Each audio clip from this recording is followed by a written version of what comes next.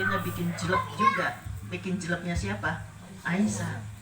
Terus kata Rasulullah, ma abadaniyallahu abadan khairum minha. Allah tidak pernah menggantikan yang lebih baik dari dia. Jelek kan? Jangan dipancing. Karena Allah begitu dalam. Nanti apa yang membuat cinta Rasulullah begitu dalam nanti akan kita bahas. Supaya ketika kita nanti wafat, suami kita akan terus mengulang kebaikan kita. Bahkan sebelum wafat pun, ketika dia ngomong dengan teman-temannya, ketika dia ngomong dengan saudara-saudaranya, yang diingat dari kita adalah kebaikannya. Pengen Bu kayak gitu? Pengen. Tapi yang diingat suami masih kecerewetannya ya. Terus apa katanya? Kenapa dia tidak bisa menggantikan dari Khadijah itu tidak tergantikan? Amanat bi hina kafaran nas. Khadijah amanat bi, langsung beriman sementara orang-orang lain semua ingkar terhadap seruanku. Kemudian itu yang pertama. Yang kedua, ketika manusia mengekap atau namanya tidak mau mengeluarkan hartanya, Khadijah semua hartanya diberikan untuk dakwah Islam yang sedang ku kerjakan. Dan yang ketiga, Allah razaqani, Allah memberikan rizki kepadaku dengan dengan putra dan putri yang tidak aku dapatkan dari wanita yang lain. Ya kan? Dari anak-anak yang lain, dari istri yang lain tidak ada, termasuk dari Aisyah. Ada berapa putra-putri Rasulullah, Bu? Ada 6. Satu Abdullah, yang ke satu Qasim, maka disebut Abul Qasim. Kemudian 2 Zainab, 3 Ruqayyah, 4 Ummi Kulsum, 5 Abdullah, dan yang ke-6 Fatimah. Semuanya memang tidak menemukan atau tidak sampai kepada masa kenabian kecuali yang perempuan ya. Semua yang perempuan sampai kepada masa kenabian dan semuanya masuk Islam. Tadi pertanyaannya, apa sih yang membuat Rasulullah sampai begitu? Ya itu tadi, pada suatu saat, jadi kalau Rasulullah habis capek, dakwahnya kan bukan kayak dakwah ustadz sekarang ya Bu ya. Dakwah ustadz sekarang Masya Allah dijemput pakai mobil, pas datang langsung panitia sibuk nyambut semuanya. Rasulullah mau dakwah bukan disambut tapi disambit. Boro-boro disambut, yang ada dilemparin batu, yang ada dilemparin kotoran. Bahkan beberapa kali Rasulullah hendak dibunuh. Rasulullah ditawarkan beberapa tawaran supaya dakwahnya berhenti. Tapi apa yang dilakukan oleh Khadijah?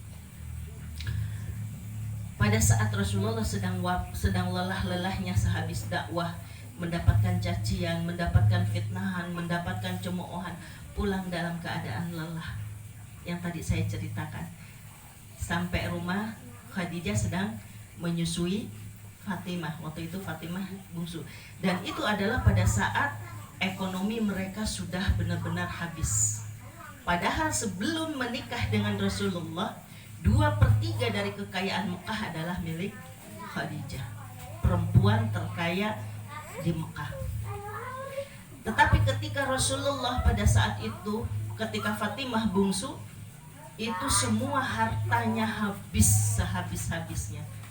Bahkan Khadijah seringkali memakai baju tambalannya, di satu riwayat dikatakan sampai 83 tambalan. Kalau ibu-ibu di sini, Masya Allah bajunya bagus-bagus.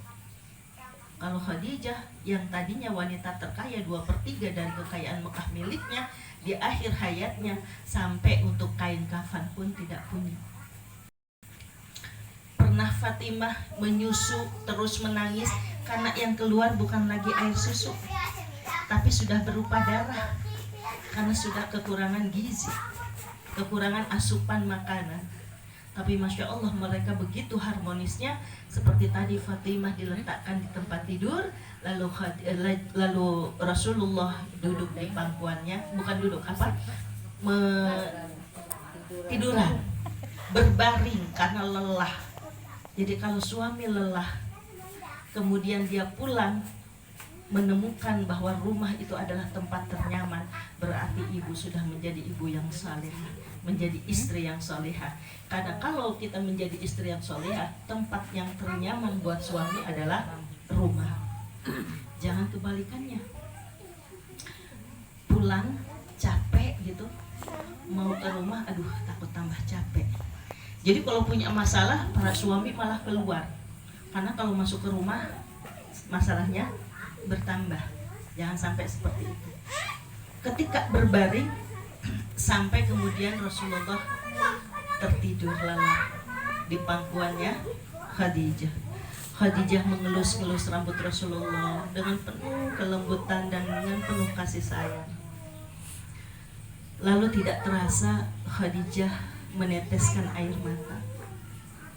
Air mata itu sampai menetes ke pipinya Rasulullah, sehingga Rasulullah yang tertidur lelap terjaga. Kau menangis Khadijah, istriku? Apakah kau menyesal menikah dengan aku? Karena itu sudah puncaknya kemiskinan.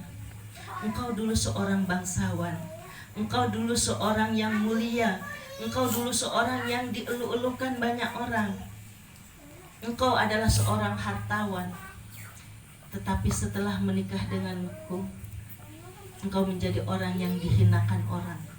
Ya kan? Rasulullah kan juga sampai mau bahkan diusir berkali-kali dari Mekah, dan Khadijah juga ikut terhina. Dalam tanda petik terhina menurut pandangan orang-orang kafir. Apakah itu yang membuatmu bersedih, istriku? Karena Rasul tidak bisa memberikan apa-apa, yang ada semua harta Khadijah habis. Apa jawab Khadijah? Tidak ya Rasulullah. Dulu memang aku mulia. Kemuliaanku sudah aku serahkan untuk Allah dan Rasulnya. Dulu aku adalah bangsawan, tapi kebangsawananku sudah aku serahkan untuk Allah dan Rasulnya. Dulu aku banyak harta, pengusaha besar, konglomerat, hartawan, tapi hartaku sudah kuhibahkan untuk Allah dan Rasulnya. Sehingga sekarang aku tidak punya apa-apa lagi untuk diberikan. Padahal dakwahmu belum selesai. Itu yang membuat aku menangis, karena aku tidak bisa lagi berbuat apa-apa untukmu. Padahal kata itu sudah habis-habisan. Maka kata Rasulullah Shallallahu Alaihi Wasallam, tidak istriku, engkau masih memberikan banyak hal untukku, terutama adalah cinta dan supportmu, dukunganmu. Ketika Rasulullah, misalnya salah satu dukungannya, ketika Rasulullah mendapatkan wahyu yang pertama, itu kan beliau dalam keadaan bingung luar biasa. Bagaimana tidak bingung? Pada saat itu Rasulullah di Gua Hira. Di Gua Hira itu bukan cuma sekali ya Bu ya. Bahkan 6 bulan sebelum mendapatkan wahyu itu, Rasulullah selalu bermimpi. Itu juga wahyu. Mimpinya seorang nabi itu adalah wahyu.